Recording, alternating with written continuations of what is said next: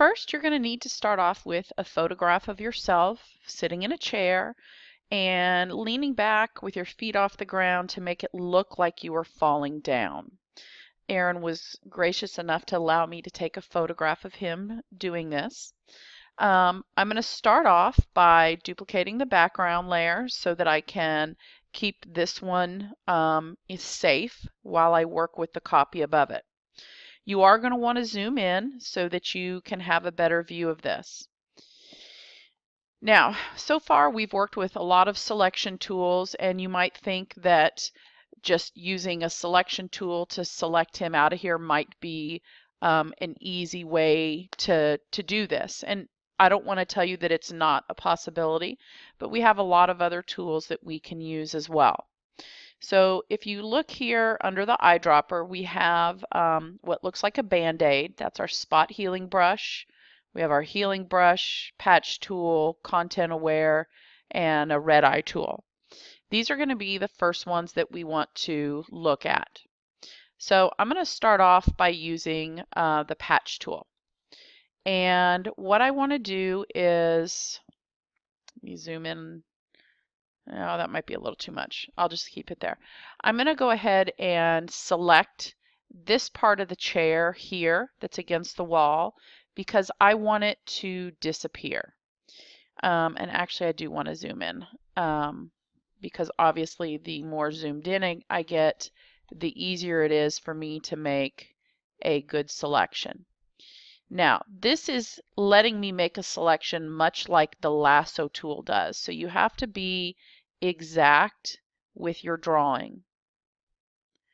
You might want to use a graphics tablet when you do this. Now, once you get over here, this does not have to be as exact as when you are right at the edge of what you're trying to get here. Okay? Now, with this selected, if we simply move over, notice that what it's doing is it's sampling from this area of pixels out here. So I'm going to Command Z because I want to show you again. If you look up here, obviously we have our ability to add to, subtract from selection. We're doing a patch. I should change this to content aware. That's going to make it better. And I'm going to do that again and pull that out here. And basically it is simply, pulling from the area that I am dragging to.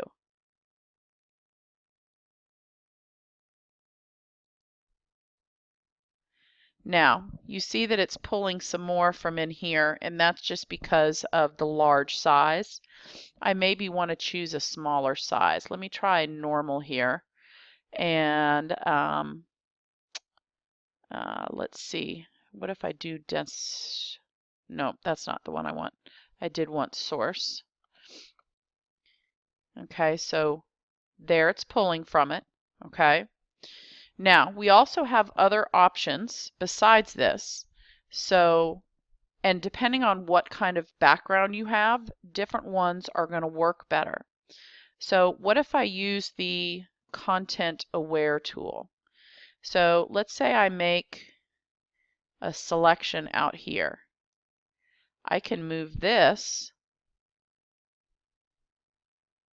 to cover up areas. Okay, and see how I can deselect. I could select it again. And notice here that I can adjust the adaptation. Okay, so that's another way to get rid of it. I have also a spot healing brush, and it basically, if I color over something, it is trying to sample, and here it is content aware. I want to do proximity match and see how it's pulling from things in close proximity, and I didn't like how those were, so I'd want to go back to my go back in my history so I can undo that. Content aware, and I'll leave the mode at normal. Okay, and again, depending on what you're selecting, it's going to do a better job. See down here, it's actually doing a better job of selecting that. I also have the healing brush, and now the healing brush is a little bit different. The spot healing brush tries to guess where you're taking your pixels from. However, the healing brush allows us to define the source. So if I hold down my Option key, see how my mouse changes its appearance? This is letting me choose the source. So I clicked the option and clicked over there, and now you see as I drag over, see the little crosshair that's following it.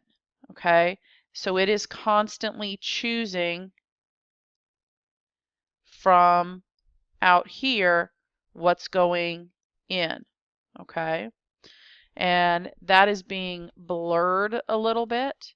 However, you keep working with that and your chair is going to go away.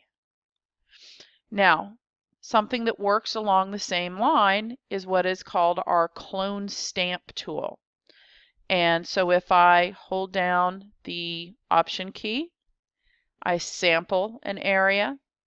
I probably want to make my brush a little bit bigger. And notice how it follows. Okay, so this one is actually getting rid of more. And I want you to notice that, see when I went down here, you see where the crosshair is?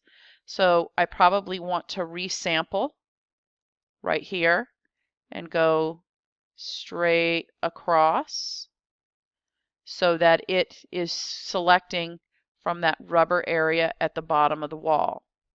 Okay, so you'll sample, brush, sample, brush, sample, brush until you get, whoops, that sample got too close, till you get all of it out that you want.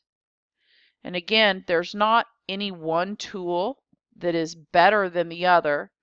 It just depends on the area that you're working with as to whether it works better or not. So if I came down here on the carpet, I might try the patch tool down here because there's a texture in the carpet.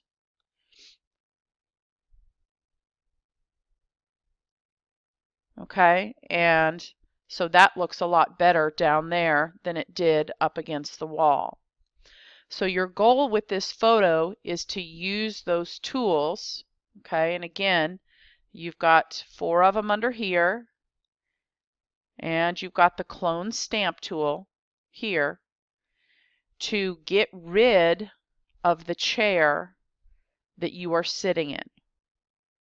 And you of course want to do it neatly, and you can press pause on the video, and once you get the chair to where it has disappeared, then come back so I can show you the next step. Now, I wound up using mostly the clone stamp on this one, just because it wound up giving me the best results with the location of where this was. And you can see after I get rid of the chair, he looks like he is falling down. There's even a little bit of shadow still underneath him. If I zoom back in, you can see the shadow from where the chair was. And we want to go in here and accentuate that shadow because we want to continue with that light source. So after I zoom in, I'm going to go down a little bit and I'm going to use the not that one, below that. Dodge and burn, okay? So dodge actually will make things lighten up a little bit, and then I'll show you real quick with a simple stroke. And I could use that to fix areas where maybe I was off with my color. I don't like what I did there, but just so you know. And we have the burn tool, okay? And with the burn tool, notice up here in the options that I have range. I have midtone, shadows, highlights, and you may have to use all of those.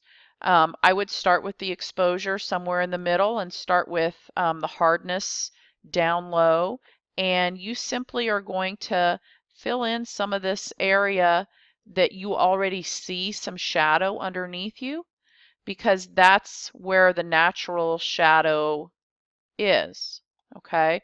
And look, and you see how his arm is out here, so we could actually, whoops, and I'm using a mouse instead of a tablet right now, which is making this difficult for me.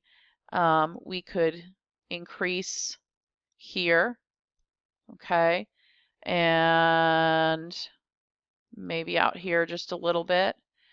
And then we could play with the shadows, and that makes it even darker. Whoops, I didn't mean to make that move. And again, you can increase, decrease exposure, which is going to change how it looks. The brush size, the hardness. Actually, we can even turn it on so that it's an airbrush, so that it builds up, okay? So you want to get, and I'm going to redo mine, but you want to get to where you have a nice little shadow underneath, okay? And it's something that you're going to have to work with and play with. It's not going to come with a few brush strokes. Then when you have it,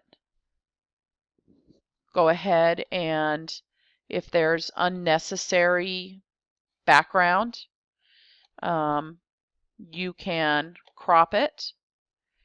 So I might pull that up, get rid of a little bit of the wall and get rid of maybe a little bit of the floor underneath them, and go ahead and crop it like that. So what I'm going to do now is I'm going to save this.